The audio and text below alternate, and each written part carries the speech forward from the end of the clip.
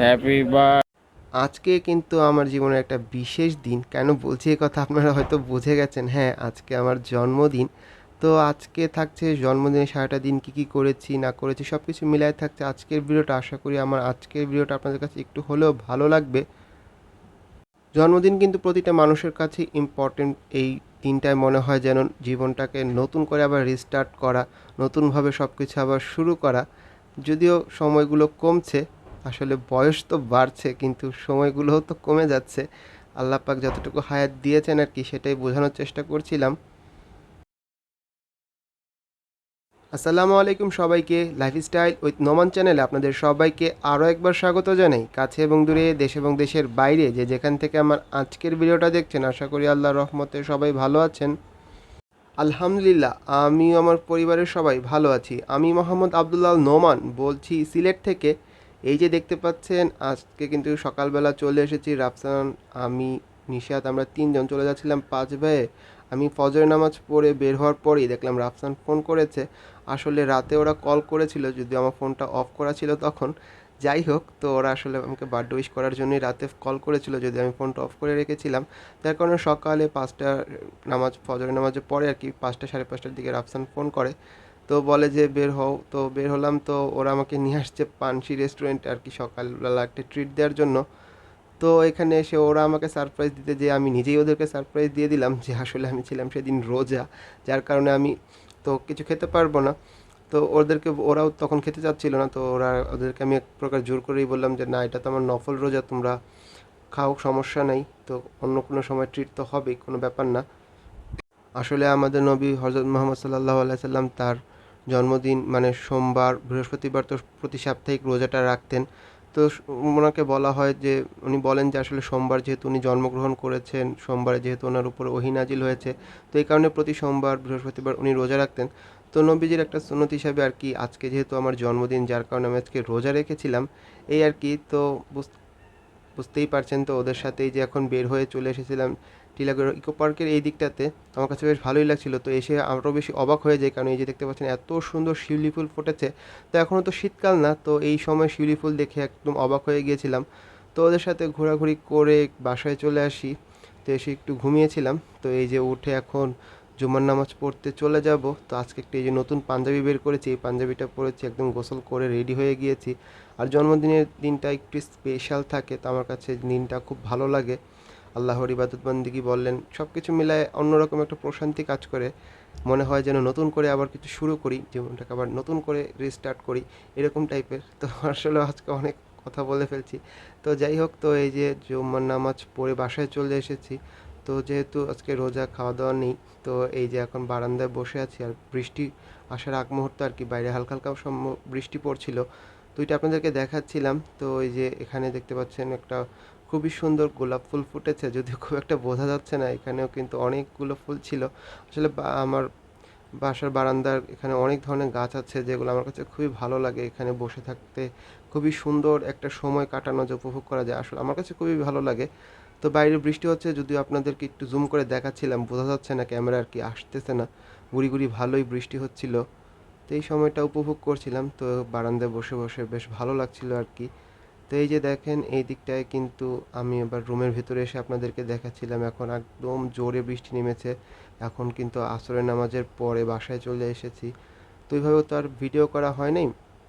তো এই যেদিকে দেখতে পেলাম আম্মু, রান্নাঘরে আসলাম, দেখলাম আম্মু এখানে পুদিনা পাতা দিয়ে বড়া বানাচ্ছে। এটা আমার কাছে খেতে কিন্তু খুবই ভালো লাগে। পুদিনা পাতাটা তো অনেক উপকারী, আর যেহেতু এটা আমাদের বাগান থেকে আনা পুদিনা পাতা, তো বুঝতে পারতেছেন একদম টাটকা। আর এই যে লেবুগুলো দেখতে পাচ্ছেন, এগুলো কিন্তু আমাদের গাছের, আব্বু আজকে নিয়ে আসছে গাছ থেকে পেড়ে। দেখতে বেশ ভালো লাগছে। আর এই যে আম্মু এখানে কিন্তু একটা একটা করে বড়া ভাজতেছে। তো আমার কাছে এটা খেতে খুব ভালো লাগে, যেহেতু আমি ইফতার করব। এদিকে আম্মু এই যে আম কেটে নিয়েছে, আম্মুর সাথে কিচেনে বসে গল্প করছিলাম। আর আম্মু এদিকে পোলাও রান্না করেছে, আসলে যেগুলো আমি পছন্দ করি। তো যেহেতু দুপুরে খাই নেই, মানে রোজা, এই কারণে আর কি আম্মু ভাবলো যে ইফতারে কিছু একটা আমাকে বানিয়ে দেখ। তো আম্মু এখানে আম্মুর পছন্দ, আমি যেগুলো কি পছন্দ করি মূলত ওইগুলোই একটা একটা করে করছিলেন।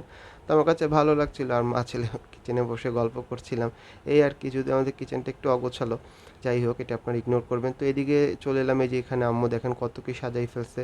এখানে এই যে ট্যাঙের শরবত, তারপরে কলা, এখানে ছিল খেজুর, আম কেটে দিয়েছেন, 2টা। তারপর এখানে রান্না করেছিলেন আজকে খাসির মাংস। খাসির মাংসটা খেতে আমার কাছে ভালোই লাগে। তো রেগুলার খেতে আবার ভালো লাগে না, এটা তো হঠাৎ হঠাৎ খেলে ভালো লাগে। আর এখানে যে প্লেন পোলাও ছিল, আম্মুর হাতের পোলাওটা অনেক বেশি ভালো হয়। তো এই যে দেখতে পাচ্ছেন পোলাওটা এত সুন্দর ঝরঝর হয়েছিল, মাসাল্লাহ খেতেও অনেক বেশি মজা হয়েছে। তো এই যে দেখতে পাচ্ছেন, আপনাদেরকে আমি একটু দেখাচ্ছিলাম। আর এই যে বড়াগুলো ভাজার পরে কালারগুলো কিন্তু খুবই সুন্দর আসছে। চাইলে কিন্তু আপনারা এভাবে পুদিনা পাতা দিয়ে, তারপর ডালের সাথে যে ডাল দিয়ে যে বড়াটা বানানো হয় ওইভাবেই, জাস্ট শুধু এটাতে পুদিনা পাতাটি ইউজ করা হয়। এর কারণে কিন্তু এটার স্বাদটা একটু অন্যরকম, বাট খেতে কিন্তু বেশ মজা হয়ে থাকে। তো এটা টমেটোর সস দিয়ে খেতে কিন্তু আরও বেশি ভালো লাগে। তো আমার কাছে, আমি একটু ভিডিও করছিলাম, এই জায়গাটা আমার কাছে ভালো লাগছিল, ইফতার করব। তা আম্মুকেও ডাকছিলাম যে আসো আমরা একসাথে বসে ইফতার করি, যেহেতু আমি আজকে রোজা রেখেছি আর কি। তো গত বছর আর কি আমি ভুলে গিয়েছিলাম যে রোজাটা রাখবো। তো পরে সকালবেলা মনে পড়ছে, তো তখন আর কি আর গত বছর রোজাটা রাখতে পারিনি, এর আগের বছর রেখেছিলাম। তো আবার আজ এবার বছর রাখলাম, এই আর কি। তো আপনারা চেষ্টা করবেন যে জন্মদিনের দিন রোজা রাখতে, এটা আমার কাছে বেশ পছন্দনীয় একটা আমলের মধ্যে একটা আর কি। তো যাই হোক, এই যে আম্মু এখানে বসে আছে, আমরা আর কিছুক্ষণ পরে ইফতার করবো, মাগরিবের আজান দিয়ে দিবে। তো এইদিকে রাতে, মানে আর কি সন্ধ্যার পরে দেখলাম আব্বু বৃষ্টির মধ্যে ভিজে ভিজে গেছে বাজারে, যে আমার জন্য একটা কেক নিয়ে আসছে, একটা সারপ্রাইজ। মানে আমি ভাবিনি আসলে, এখন তো অনেক বড় হয়ে গেছি, তো এই ধরনের কেক কাটবো বাই করবো, মানে এই ধরনের ফিলিংসগুলো না এখন আর আর ওই রকম আগের মতো নাই আর কি।